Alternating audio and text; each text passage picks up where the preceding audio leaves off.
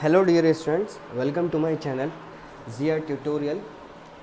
कैसे हैं आप लोग? उम्मीद है आप सभी अच्छे होंगे।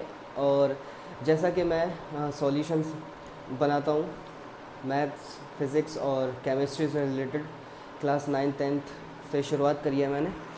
इस वीडियो में हम सॉल्व करेंगे क्वेश्चन नंबर 2 को, जो कि है क्लास 9 की किताब से।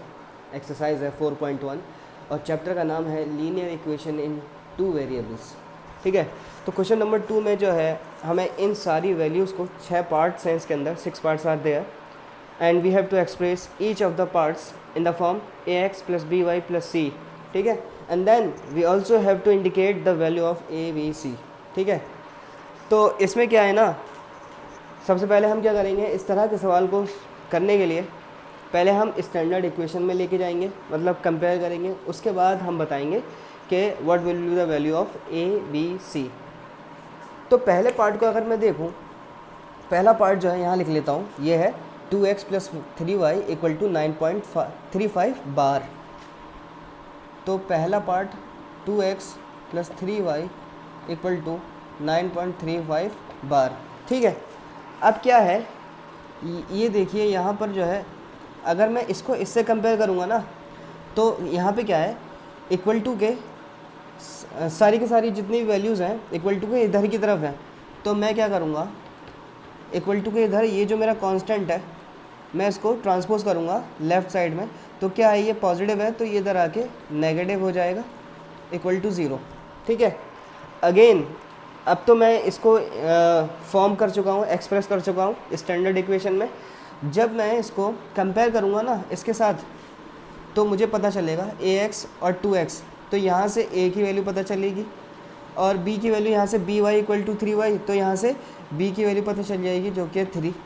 और जब मैं c को इस कांस्टेंट से कंपेयर करूँगा तो c की वैल्यू पता चलेगी जो कि है -9.35 बार। ठीक है, तो इतना इजी सा था। ऐसी सारे पार्ट्स इतने हम इजीली इसको सॉल्व करेंगे, हर एक पार्ट्स को। दूसरा पार्ट है हमारा, वो है second part, x minus y by 5 minus 10 equal to 0। अब देखिए, जब मैं इसको इसके साथ देखूंगा तो ये तो पहले से ही स्टैंडर्ड फॉर्म में, ठीक है, ax plus B Y plus C की फॉर्म में।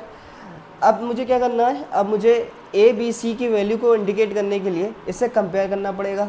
जब मैं x को ax से कंपेयर करूँगा ना, तो x के साथ जो कोफिशिएंट है इस वक्त, जिसके साथ कुछ भी नहीं होता ना, उसके साथ 1 होता है।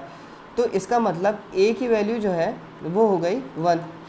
अब मुझे यहाँ पे दिख रहा है, यहाँ पे बी वाई, तो b की वैल्यू क्या होगी, तो यहाँ पे देखिए बी वाई को कंपेयर कर रहा हूँ मैं -y/5। अब ये जो y/5 है ना, इसको मैं -1/5 इंटू वाई, इसको मैं ऐसे लिख सकता हूँ। तो ये जो पूरी वैल्यू है मेरी, ये किसके बराबर हो जाएगी, b के बराबर होगी। इसका मतलब b की वैल्यू -1/5 हो जाएगी। ठीक है, अब इसके बाद c को c के साथ कंपेयर करूँगा, जो लास्ट कांस्टेंट टर्म है, क्योंकि c जो है कांस्टेंट होता है, b कोफिशिएंट होता है y का, a कोफिशिएंट होता है x का। तो c जो है कांस्टेंट है, तो वो एज इट इज़ यहाँ पे -10 के बराबर होगा। तो ये सेकंड पार्ट था। अब हम इसके बाद थर्ड पार्ट को करेंगे। थर्ड पार्ट में हमारा दिया हुआ है -2x plus 3y equal to 6। तो पहले क्या करूँगा, मैं स्टैंडर्ड फॉर्म में लेके आऊँगा, एक्सप्रेस करूँगा इसको। तो 2x प्लस 3y, जब इसको इधर लेके आऊँगा ना, तो ये माइनस का हो जाएगा। जब मैं इसको इसके साथ कंपेयर करूँगा, ठीक है, तो मुझे यहाँ से इसको कंपेयर करने पे a की वैल्यू पता चलेगी जो कि होगी -2। और जब इसको मैं 3y को by के साथ कंपेयर करूँगा, तो यहाँ से मुझे b की वैल्यू पता चलेगी। और जब मैं c को इसके साथ कंपेयर करूँगा कांस्टेंट के साथ, तो -6 जो है c की वैल्यू पता चलेगी मुझे। ठीक है, तो ये थर्ड पार्ट हो गया। अब हमारा जो है फोर्थ पार्ट अब हम सॉल्व करते हैं और फिर बताते हैं कैसे वो एक्सप्रेस होगा, उसके बाद a b c की वैल्यू क्या होगी। तो मेरा फोर्थ पार्ट यहाँ पे है x इक्वल टू 3y।